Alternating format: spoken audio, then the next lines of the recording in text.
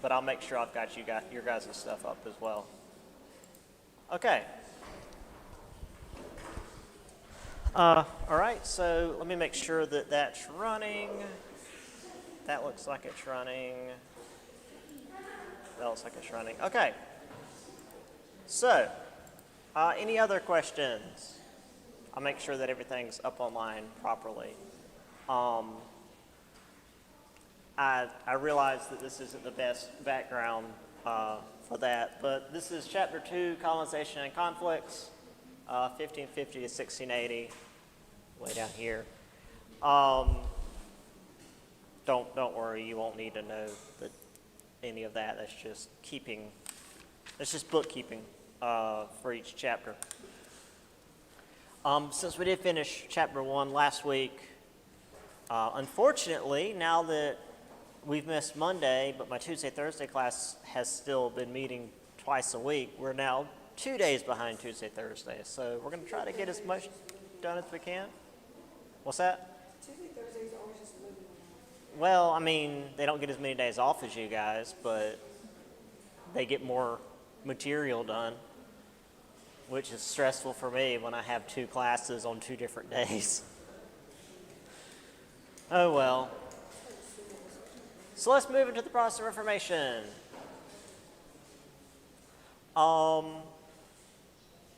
So this is back in Europe again. This is going to be very important moving forward for the colonial conflicts. So there were issues with the Catholic Church in Europe as far back as the early 16th century. So in Chapter 1, it was mostly Spain, and all the countries were essentially Catholic. So the only real push of Christianity was Catholicism. And, you know, that was it. The only, shall we say, difference between the countries was, well, their nationality, which there was plenty of that. However, within Europe, there were concerns with papal involvement against monarchs, corruption. There was lots of corruption in the church, immorality, ignorance, absenteeism. Yeah, there was a lot going on in the Catholic Church, because when you have this power that's beholden to no one but themselves, you're going to get corruption. I mean, you're going to get corruption in any kind of larger organization, but especially when you've got no oversight. So, of course, we had Martin Luther, this theology professor in Germany. Specifically was pushing against Pope Leo X and the German bishop at the time, who were enacting indulgences. So there was this belief at the time, and a lot of the medieval, because again this is the 1500s, the medieval Catholic beliefs were not really biblical, but all the Bibles were written in Latin, and you could only read Latin if you were in the church, and if you were in the church, you did what the church said. So, you know, whatever. But there was this idea that whether you were going to heaven or hell, when you died, you went to purgatory, which was like this middle ground area. The idea of heaven, hell, and purgatory were all from Dante's Inferno. Well, not Dante's Inferno, Dante's Divine Comedy, which is not biblical. It's a thing that Dante made up. Or not Dante. I don't remember that dude's name. Doesn't matter. But like the church just took that. It's like, yeah, okay, this works. And basically, if your loved ones were supposed to go to heaven, you could hurry them through purgatory by buying these indulgences, and it would, you know, send their soul through purgatory into heaven. Because purgatory wasn't hell, but it wasn't great. And there was no justification for this, but it made the church rich. So skipping a lot of stuff that was going on. Luther protested this along with a lot of other things, and those that ended up following Luther and protested the Catholic practices became known as Protestants. Now, technically there was some other specific things that they were protesting, but again, we're going to do the real simple version here. Take my European history for that. Specifically, Luther believed that everyone should read and interpret the scripture for themselves. Was popular among the middle class that could read because, again, scriptures were largely in Latin, which, again, only the people in the church could read because Latin was a dead language, and you had to take, like, literary or liturgical courses in order to learn to read Latin, and you could only do that in the church. And also, he attacked the church's indulgences and corruption, so those that resented the wealth and lack of attention from the priests joined this Protestant cause. Technically, Protestant is just anybody that's not Catholic while still being Christian. Those that followed Luther were actually called Lutherans. There were lots of other groups as well, such as John Calvin. Can you guess what the people who followed John Calvin were called? Calvinists, yeah. John Calvin and Martin Luther didn't really see eye to eye. There were a lot of differences there. In fact, John Calvin had a really large following, and later on, after some really horrific warfare, Protestantism was allowed in Europe, but not Calvinism. Like, that's how differently they were viewed. So John Calvin was in Switzerland. Calvinism had predestination at its heart, which is to say you were destined by God whether you were going to heaven or hell from the beginning. Like, God created the earth, and he knew from that moment where you were going. So regardless of what you did in life, you were destined for heaven or hell. But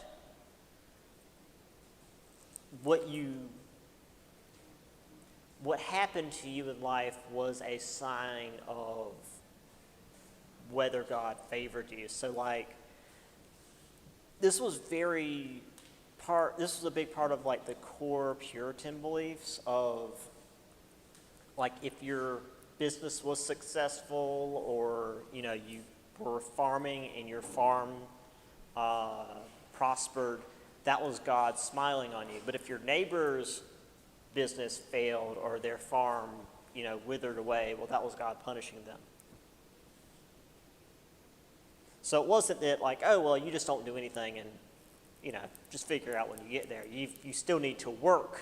That was the Protestant work ethic thing that came over here to America. But the outcome was based on where you're going to go. Now, Protestant reform also went to England, but for a very different reason. In fact, King Henry VIII had the title Defender of the Faith from the Pope for a while because he was very strongly Catholic. He loved the Catholic Church. He, in fact, had the Pope sign a special dispensation for him to get married to his first wife because his first wife was his dead brother's wife. And technically, you weren't supposed to marry your dead brother's wife, but they're like, oh, well, let's just say that they never consummated their marriage, and then it's fine because loopholes. And the Pope's like, yeah, we can do that because you're such a good boy, Henry. And then Henry's like, this wife isn't giving me any sons, so I want you to annul this marriage that you signed a special paper for. And the Pope's like, we already bent some rules. I'm not bending any more rules for you. It's like, yeah, you know what? We're going to have our own special church. But the Church of England, also known as Anglicanism, wasn't really any different from Catholicism. It just had the King of England at the top rather than the Pope. And this also led to like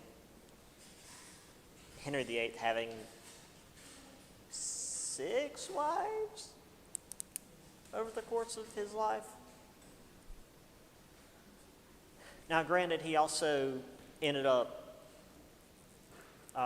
having one of the best rulers England ever saw, Elizabeth I. But also, he finally did have a son, James, who died at like 17 because he was very sickly because Henry had all of the STDs. So anyway, here's Martin Luther in this big theological debate. Oh, right. I forgot to mention this. So we talked about the printing press last time, and how along with actual like written words, they could print images like maps.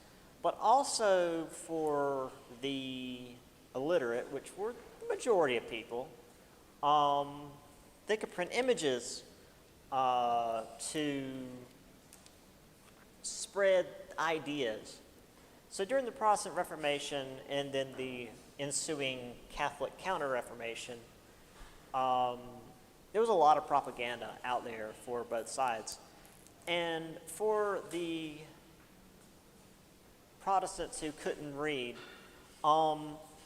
this was an image that gave an idea of what was going down. So here we have the Pope signing the indulgences. The indulgences completed is that piece of paper with the little coins on it. You would pay the coins and they would like put them on the little strings there. But the image there is supposed to depict the Pope as like a money changer. And if you know anything about the Bible, you know Jesus don't like money changers. Dude went ape over money changers in the church. But if that's a little too learned for the peasants digging in the fields, there's something else happening in this image that people should be able to get. What's happening down there in the bottom corner of the image? What's the dog doing? Oh no, he's not crying. He looked like he loved me. Looks like he's what? No. No. No, he's concentrating. And that's why he looks angry? Look at the way he's sitting.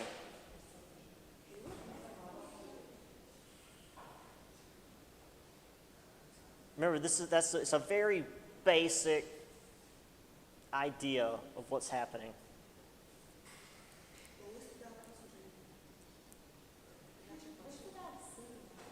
He's not sitting on anything.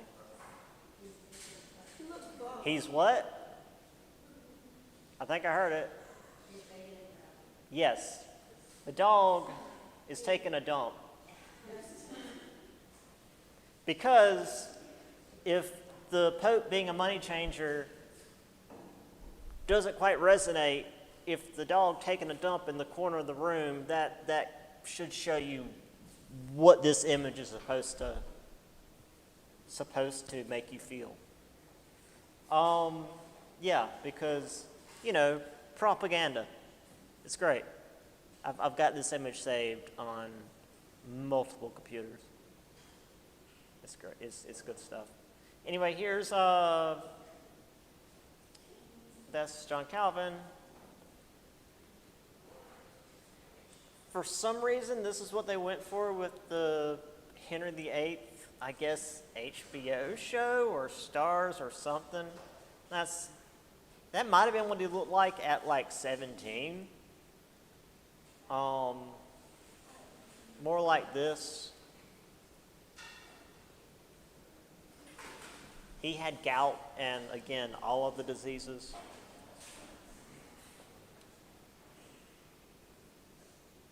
Anyway, more Protestant Reformation.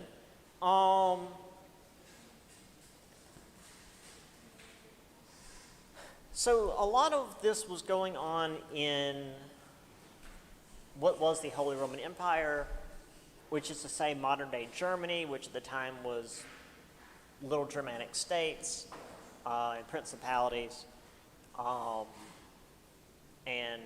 well, Scandinavia, which wasn't part of the Holy Roman Empire, so they just all became Lutheran. And to this day, like, the major Christian religion there is Lutheran, although in the last decade or so, they've become very heavily pagan. It's quite interesting. However, within Spain and France, which had strong central governments that were, of course, tied heavily to the Catholic Church, they were able to quash the Reformation within their borders. We'll talk more about France in a moment. The church itself began its own counter-reformation. So the Council of Trent addressed some of these issues like corruption, indulgences, financial abuses. However, this is more for, again, excuse me, my European course, but it took what were originally just like ideas within the Catholic Church and turned them into dogmas, things that you don't even bring up as potential problems. Like, no, this is just how the church works, and if you bring it up, you're a heretic, and we're going to burn you at the stake. And they did a lot of that.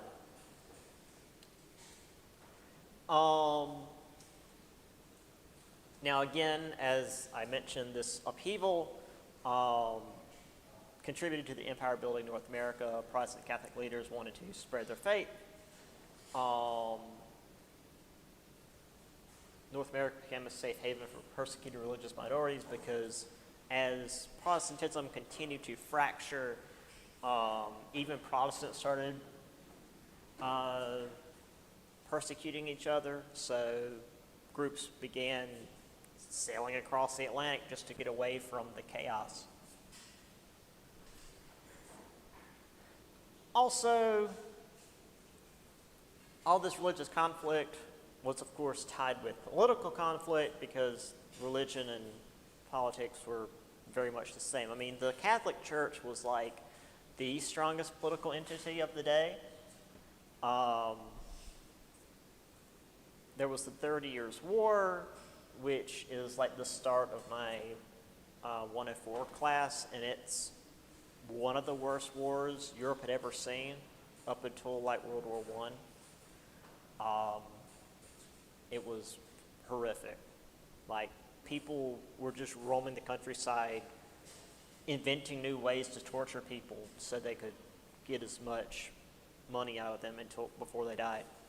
Like, it was I can't even put it into words, one of the worst times in Europe. So people were like, yeah, we're going to leave. So this, of course, created even worse situations in Europe. Now, when I say peasant unrest, that's not just like, oh, the peasants aren't happy. The peasants would go like village to village, find manors where nobles live, either burn the manors down or pull the nobles out, like roast them alive, pull them apart. Like, peasant unrest typically means extremely violent riots, which would then be met with extremely violent retribution by the army. Economic crises, which again typically means people are starving to death. Military conflicts, again, just massive warfare, which gets a lot of civilians in the middle, which again push people across the Atlantic. So the Protestant Reformation didn't just create this idea of Protestants versus Catholics in terms of settlement, but it also made Europe a really shitty place to live for a few decades. And they're like, we got to get out of here. Anyway, here's the Council of Trent. I use that in my European history course too, so I figured I'd just share it here.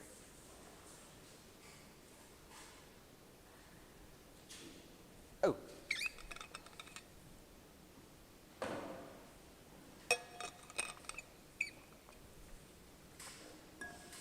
Now, while the book is just like, hey, France and Spain mostly just got rid of their Protestants, not entirely true. In France, the Protestants that were there, largely Calvinists, they had their own name. They were called Huguenots.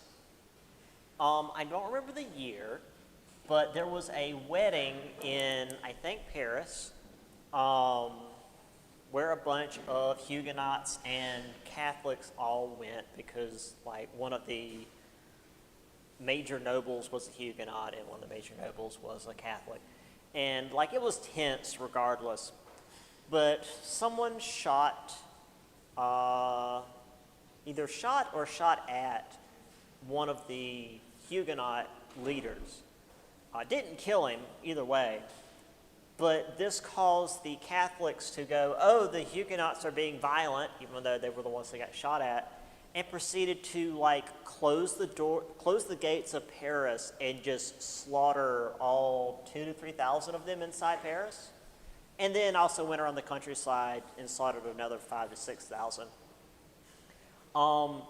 It got so bad that Ivan IV, also known as Ivan the Terrible from Russia, sent a message to France. It's like, hey, you guys need to chill out.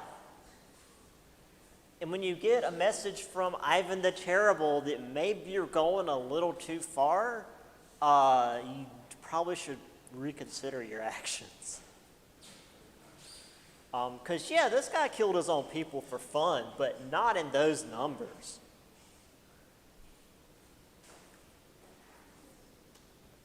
So, yeah.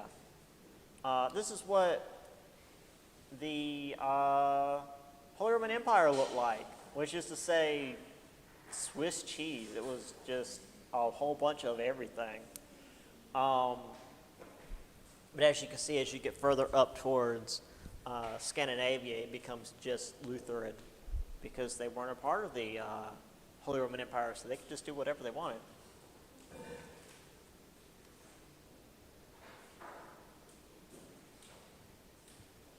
And this we'll get into in greater detail later. But these, again, are the major groups we have in North America.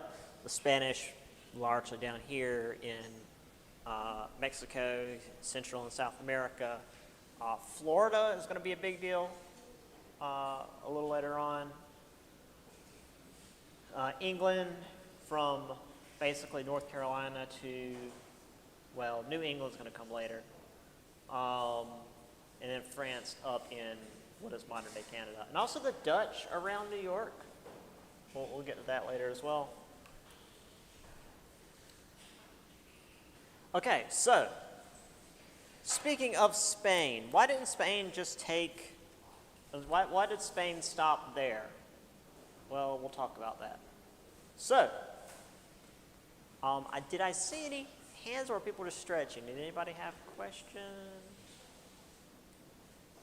Okay, I thought I saw people have their hands up, but then when I looked again, their hands were back down, so I guess people were just moving around.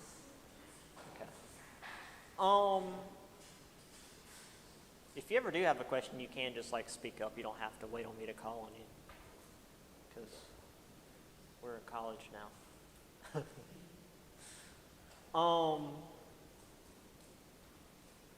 So yeah. Speaking of Spain, because they were like the entire most of the first chapter. While all this was going on in Europe, Spain was pushing northward into North America from their main bases in Florida and Mexico. Sometimes they would run into Protestants. For example, 1550s, these French Protestants, the Huguenots. I actually, when I was talking about this in my class on last Thursday, I was like, I couldn't remember the name of the French Protestants, and it was in my notes here. Like, oh, thank goodness. So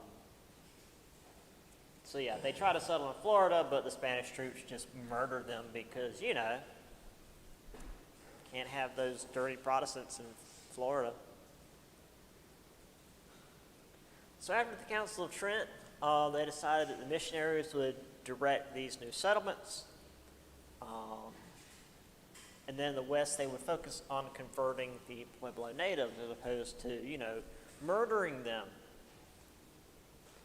Well, it didn't go too well for very long.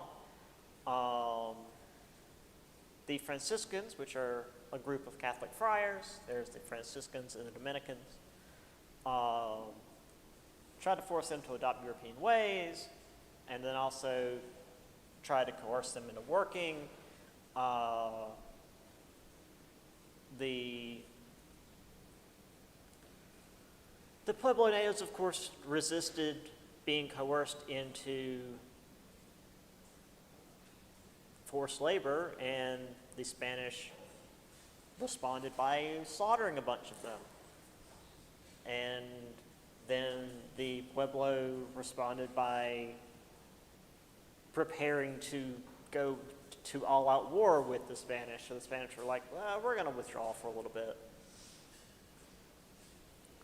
So they left, returned in about 10 years, 1610, founded Santa Fe.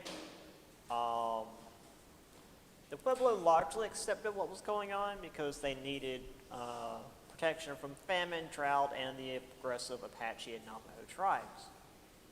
And regardless of how powerful Spain was, this sort of gridlocked them in place.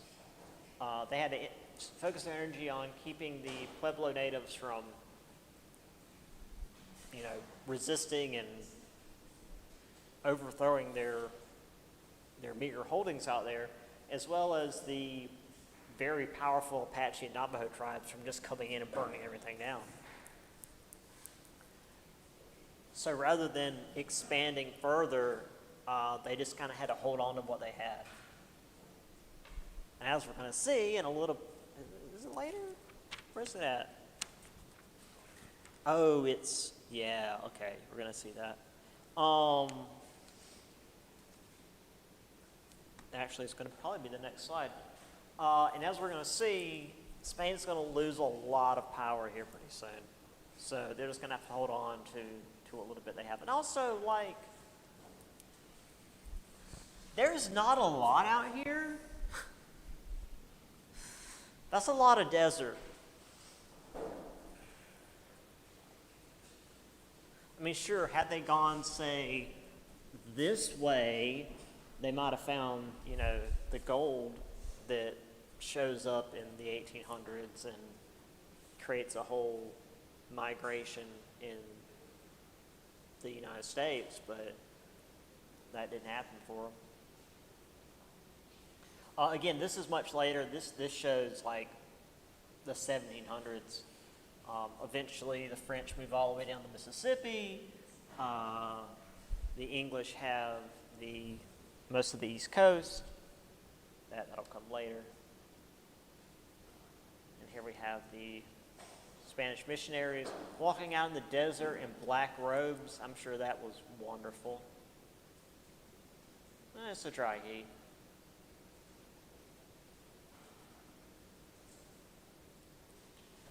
And then, taking a more peaceful approach. Slaughtering the Pueblo.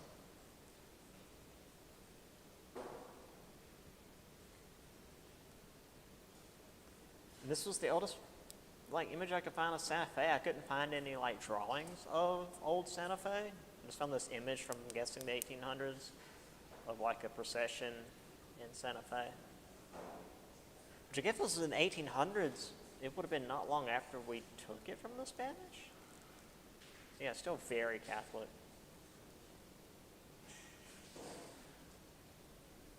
Okay, so that's the last we're really going to talk about Spain for a while.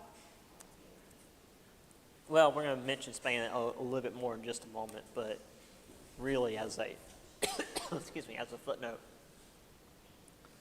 So yeah, Spain showed up real big in the first chapter, and then they just kind of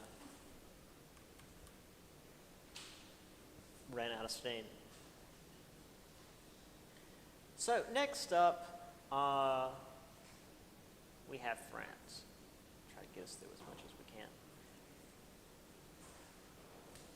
So France was a Catholic country like Spain, but they were still a rival to Spain. In fact, that's something else we get into in my European 104 class, is if you look at a map of Europe, you've got Spain here, France here, and then the Holy Roman Empire is to the east of France. And the Holy Roman Empire and Spain were under the same crown. And even though they're all Catholics, France is not in a good place being in the middle. So the Protestant Reformation weakening the Holy Roman Empire was good for France. And they actually joined the Protestants in the 30 Years' War.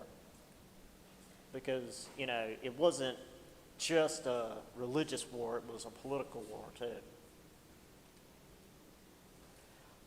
And they actually also benefited from the trouble caused by England, which is weird to say because if you know anything about any European history, it's that France and England hate each other to this day. So Queen Elizabeth I, at the golden child of Henry VIII's canoodling, was working with the Netherlands that was constantly at war with Spain. We'll talk more about the Netherlands in a little bit because they also were doing very good. Worked with Francis Drake, who was constantly raiding treasure galleons. Francis Drake was not technically a pirate. He was a privateer. And the difference between being a pirate and a privateer is if you're a privateer, you're working for a country doing pirate things. So you've got like a country's backing. And he was such a good privateer, he was knighted for his work against Spain. As a pirate, you're kind of out on your own, which means you have more targets, but you're also more of a target. Sir Francis Drake, he was only allowed to attack, French and Spanish ships, but he could run back to England if things got too hot. So King Philip II of Spain decided that he was tired of his Spanish galleons getting attacked and was going to invade England because Catholicism or something. So he pulled together the Spanish Armada, which was the largest naval fleet ever assembled up to that point in history. And considering some of the naval battles that had happened up to that point in history, that's a pretty big deal. However, the Dutch had not forgotten their loyalty to England, so they helped out. And even though their ships were smaller, much smaller than the massive, essentially tanks that the Spanish ships were, they were much faster than the Spanish fleet and were able to nimbly move around and do damage to the Spanish ships before they could turn and present their cannons. Because again, these were 1600s naval ships. You had to actually turn broadside before you could fire. And if you've got a small, fast ship, you just stay out of the broadside. However, while the Spanish Armada was looping around Ireland to get away, a big old storm came through and basically wiped out the entire fleet, crushing pretty much all of Spain's naval power in a single blow, which left Spain toothless for a good 200 years. Like, this one event knocked Spain off the world stage. So the other European powers could more freely go back and forth to the New World because they didn't have to worry about this huge Spanish fleet like putting them to the bottom of the ocean.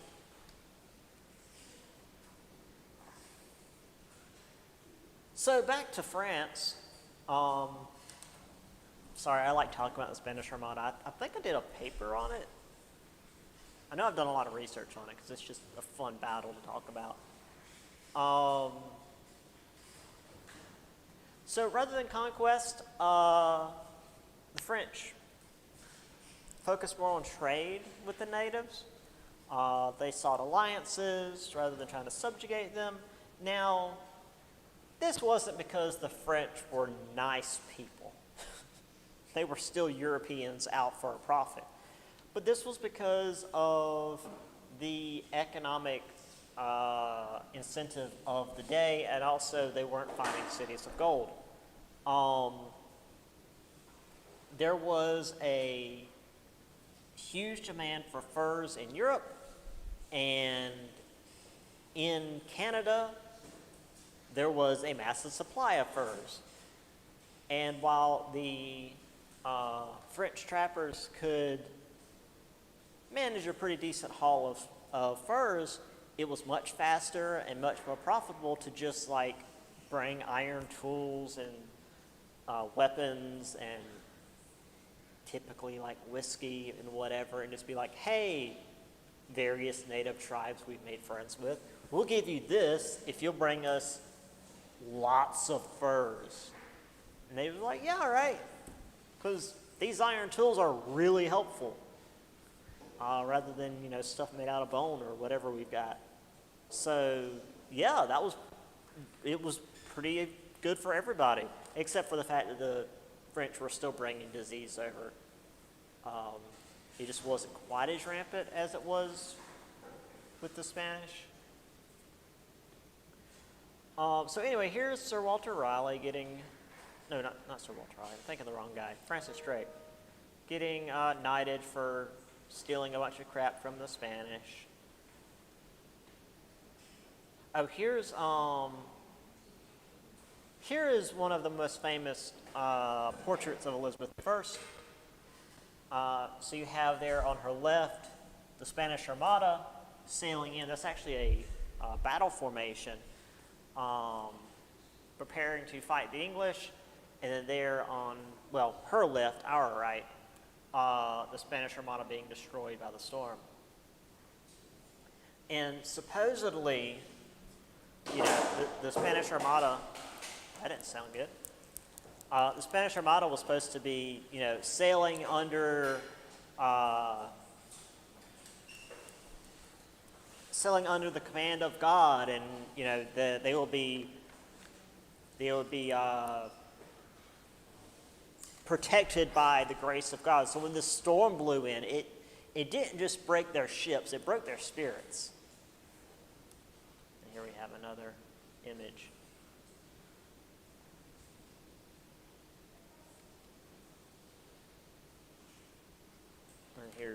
Here's a map of the various. They did actually fight. It wasn't just the storm. There were a number of battles off the coast here. There's a movie called Elizabeth the Golden Age, where she's standing on the cliffs there at Plymouth, and you can see the fighting happening on the water. It looks like a storm because there's smoke from all the cannons and there's like flashing. But then the storms hit and it just wipes them out. Also, a little bit of trivia for you guys. All the Spanish wrecks off the coast of Ireland there, many of the Spanish survived and, you know, wound up on Ireland. And again, if you know anything about European history, the Irish hate the English too, for good reason. And they're also very Catholic. So when the Spanish showed up in Ireland, a lot of them just stayed. It was like, hey, these people hate the English too, and they're Catholic like us, so yeah, this is comfy.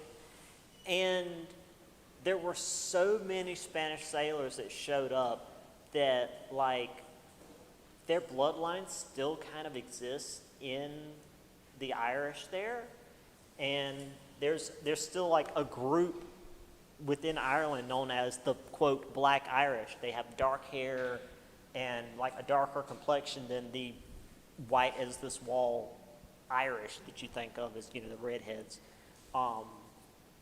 In fact, my history professor that taught me European history, he's got the dark hair and the blue eyes, and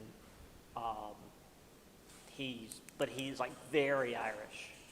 So he's one of the quote Black Irish. So I guess he's got some Spanish ancestry too.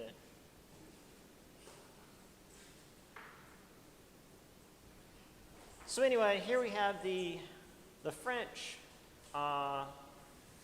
speaking with the natives.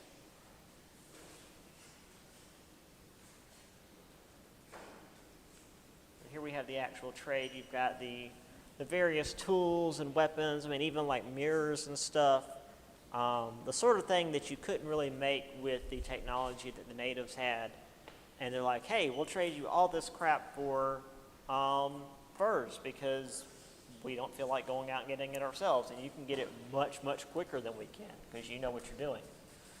And it worked out for a while.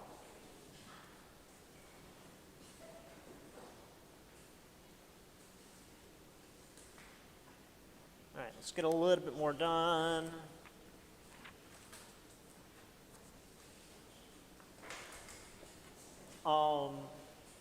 Things did eventually begin to change because this is still Europe. The early 16th century, Henry IV, I shouldn't say not related to Henry VIII because all of Europe is related to each other. But don't worry about the Henrys. He wanted to more directly profit from the resources. So we have the Edict of Nantes? I don't know, it's French, so it's probably not pronounced like that. But they ended the religious wars against Huguenots and began focusing more directly on colonization. Samuel de Champlain founded the first permanent settlement at Quebec. Remember we had Quebec that sort of tried to exist in chapter 1? Well, now it's actually there. So, hey, Champlain's more important than the other guy who I've already forgotten. So, that's probably a question. He has been joined a Huron raid on the Iroquois tribe, made a powerful ally and a powerful enemy in the region. This will become a very common theme for both the French and the English, of joining one tribe against another tribe, often opposite of the other. So like the French would join tribe A against tribe B, and then tribe B would like move south where the English were, and the English were like, hey, what's going on? Like, oh yeah, we're fighting tribe A against these dirty Europeans. Like, oh, what are these Europeans like? And the natives will describe it as like, the French. Yeah, okay, we'll be your friends because we're not dealing with those French. So that's typically how things went in North America between the natives and the English and the French. Which is like, oh, you dislike the guy we dislike, we're your friends now. But even with Quebec being founded, the population was still rather sparse. Fishermen, fur traders, Catholic missionaries were most of the population. So again, not really like what we'd see later with the English settlements of lots of farmers.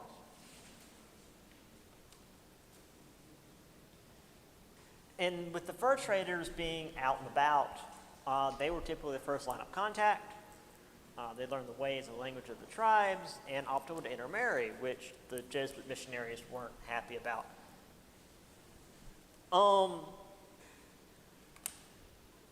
Quick note on the Jesuit missionaries, if you're not familiar. That was a product of the Catholic Counter-Reformation. So a Jesuit missionary is like, so what if missionary but also soldier? and not like the evangelical soldier of God thing, but like literally, hey, you should convert or we'll stab you. Or as I described it to my Tuesday, Thursday class, think of like the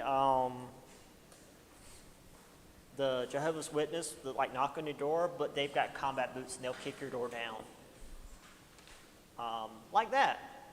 But also they've got diseases and you'll probably end up dead anyway because, Native Americans and Europeans. Montreal was founded a little bit later. And the French started moving west because they actually began depopulating the animals that they were getting furs from, largely beavers, because beavers had real soft furs due to, being waterproof. So as they moved further west, they essentially abandoned their Huron allies to fight the Iroquois on their own, and also spread disease further inland because they're dirty Europeans. 1681, French explorers moved south along the Mississippi into an area they would name Louisiana, which is like all of the Mississippi after King Louis XIV. Louis XIV, like probably the most important French king. They also ran into Spanish explorers moving east from Mexico. So, at the end of all of this, this French expansion was far less devastating than the expansion of the Spanish, but in the long run, it still was not great for the natives because they were wiping out animal species that were important for the natives, not only in terms of survival, but also in terms of like economic survival, but also were like giving tools and weapons to different tribes and just making the warfare worse.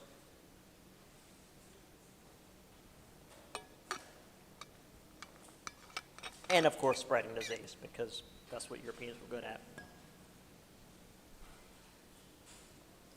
So it seemed like in the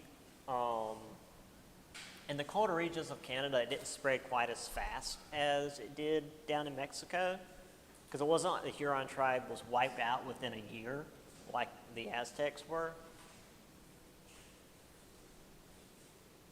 Well, it wasn't a year. It was like it was a century that they were wiped out, but it didn't seem to spread as fast. Anyway, Edict of Nantes.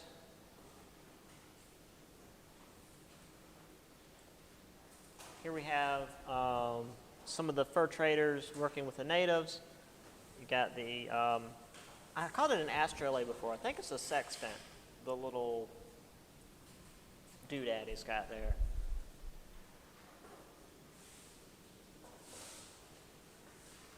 And this is one of the earlier examples of the dress changing from, you've got here with the poofy sleeves and the vest, to like they're wearing moccasins, because that's a lot better for going through the mud and the water than the poofy fancy French shoes. So they started to even adopt some of the native clothing. Here you have Champlain, Lake Champlain, because obviously. There's Quebec. Again, well, it does say here Champlain's habitation, so I do assume that's the beginning of proper Quebec.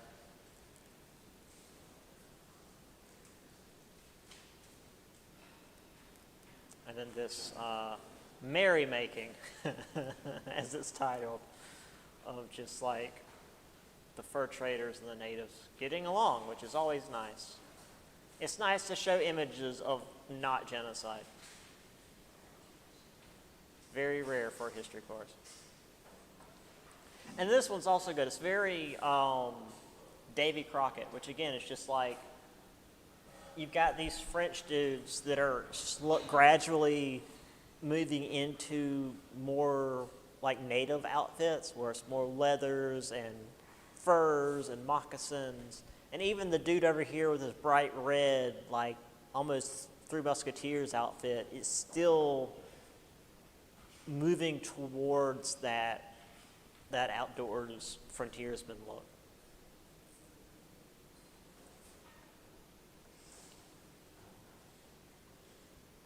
And they're letting, I mean, I'm sure part of it is like, oh, well, we're superior. We're going to let the natives carry the canoes. But I feel like part of it is also like, they probably don't know what they're doing. Let the natives do it. There's Montreal, so I could get. And then going down to Mississippi. LaSalle wasn't in the book, but I know LaSalle was important. Obviously, he's not in the books, he's not on the test. But I do remember LaSalle being important.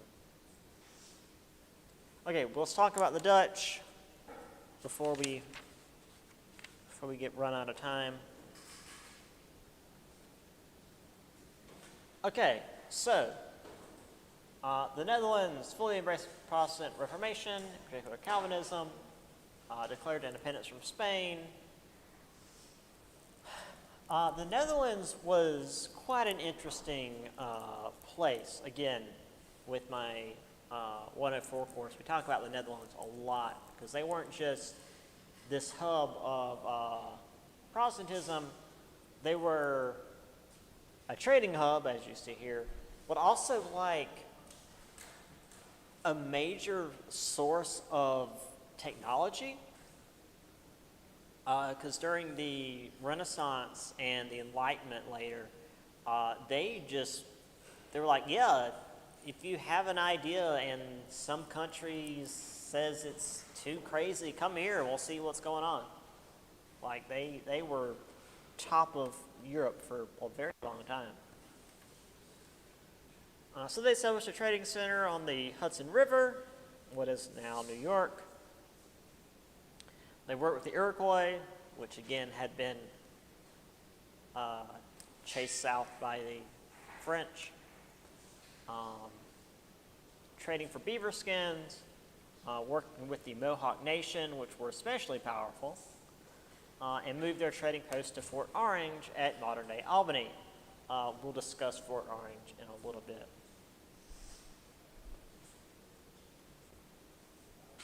So they created New Amsterdam on modern-day Manhattan Island, which was purchased from the Lenape natives to protect their ships from the English and French.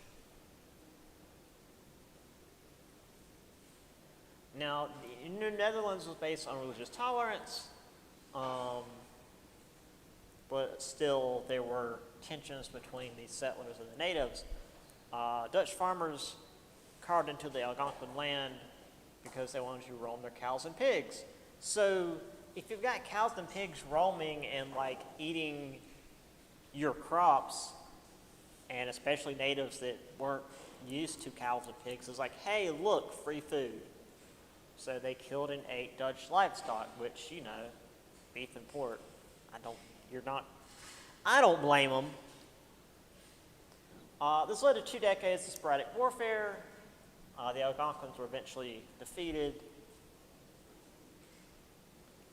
While this was going on, the Dutch at least had some decent relations with the Mohawks, but the natives knew that this alliance would only last as long as the beaver pelts lasted, because they knew that that's what the Dutch wanted, and as soon as the beaver skins ran out, the friendly relations would run out as well.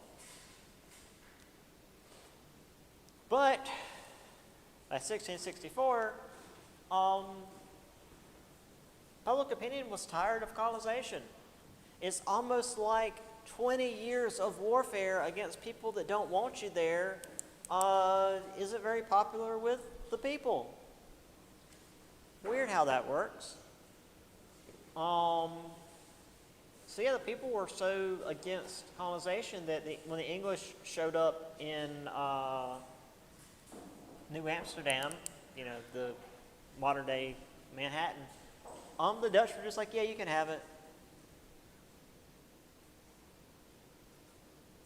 Everybody was ready to fight, and then, you know, the people in New Amsterdam got a letter. It's like, no, let the English have it. We don't want it. We're pulling out.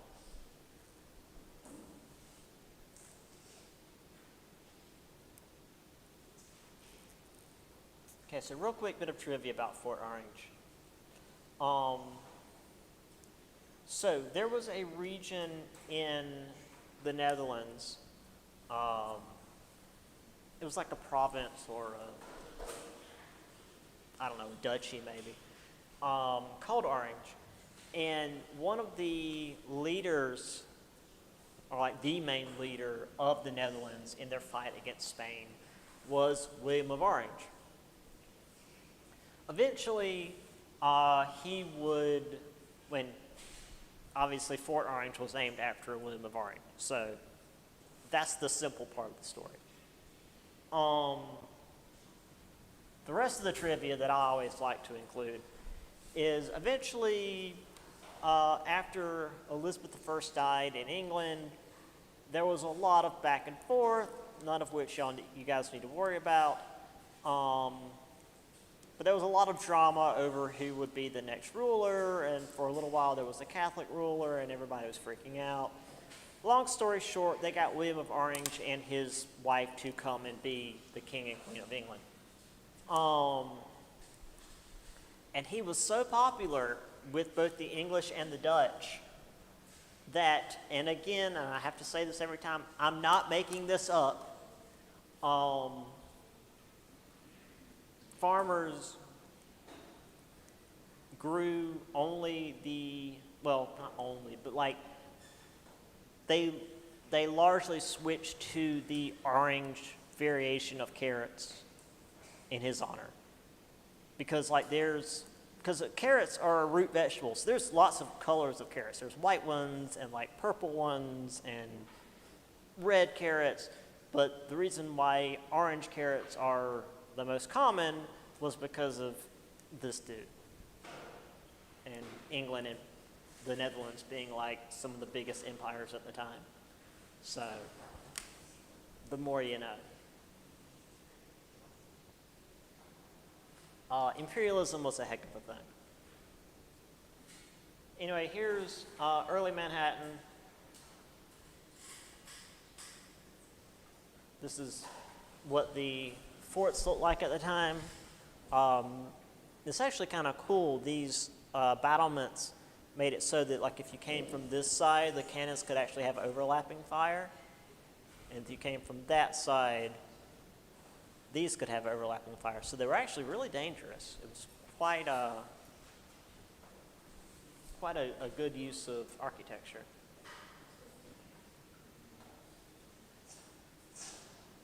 There's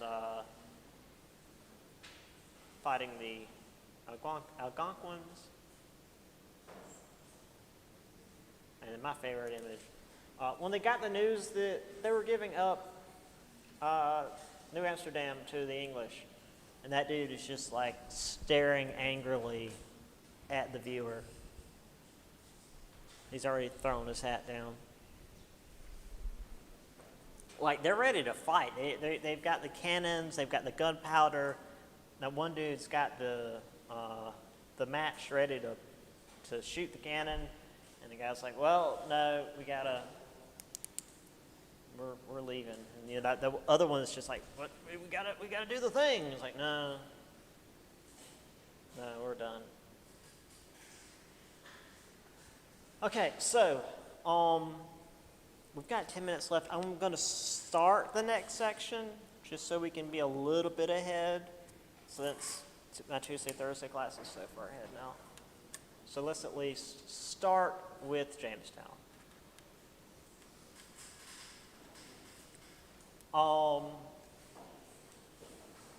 So English colonization used a new economic method known as a joint stock company. It's like modern day stock market, sort of. I mean, you wouldn't like, it was not, well, not like where you would buy shares and sell shares and whatever the heck the stock market's like. Get that? But like you could buy shares in the company, and if the venture fell through, which is to say if the ship sank before it got to where it was going, you would only lose the money that you invested rather than the government comes for you to pay back what the entire venture cost. So we had the Virginia Company, 1606. King James I granted these colonists all the land from present-day New York down to North Carolina, because you know, why not? The settlers were supposed to propagate the Christian religion, which is to say Anglicanism, but mostly it was just to make money. So they founded Jamestown on the mouth of the Chesapeake River because it was easy to defend.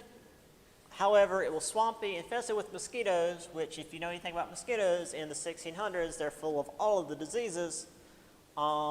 And also, it was too close to the ocean, so the water was tainted with salt, so you couldn't use it for anything other than dyeing. Also, the settlers figured they would be arriving in a place with, cities made of gold, so they would just walk out and take gold and then go home. So they spend all their time and energy looking for metal rather than trying to grow food to not die. So it was only due to the local chief, Powhatan, that they didn't just all starve.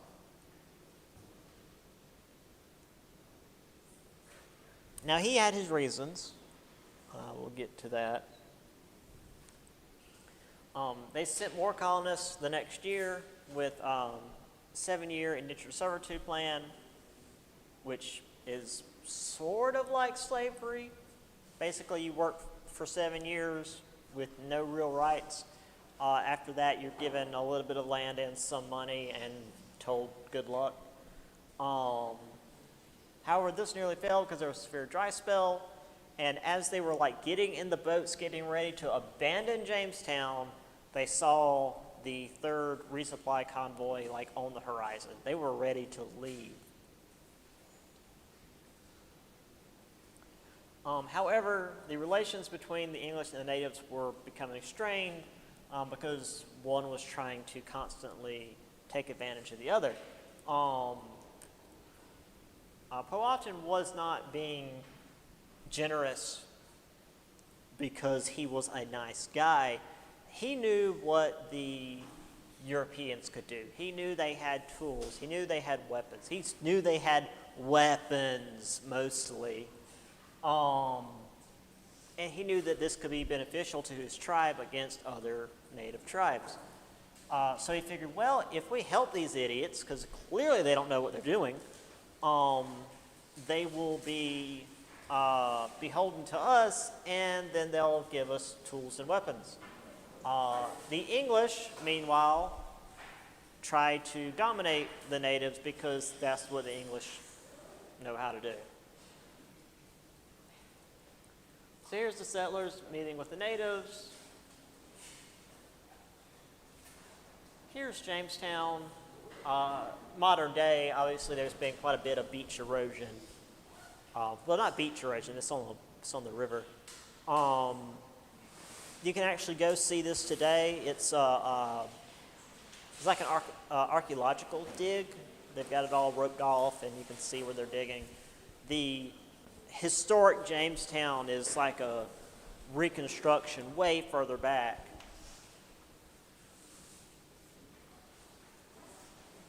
Here is the Powhatan Confederacy, just to show you how big it was.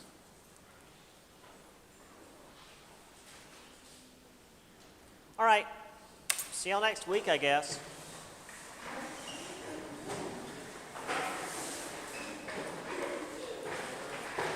And What's that? Um,